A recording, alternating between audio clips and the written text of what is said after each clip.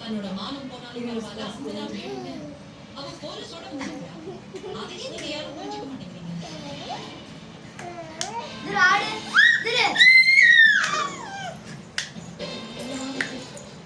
அன்பா இந்த பொண்ணை காதலிச்சு ஏமாத்திருக்கோம். நாம திட்டுவோங்கிற பயத்துல வீட்டுல கூட சொல்லாம முடி மறைச்சிருக்கோம். பாதிக்கப்பட்ட பொண்ணுக்கு உட்காந்தாடு, அப்பதான் உன்னாடுவோம். உட்காந்தாடு, அவன மாதிரி கால் மண்டி போட்டுவோம். மண்டி போட்டுக்கோ அவன மாதிரி.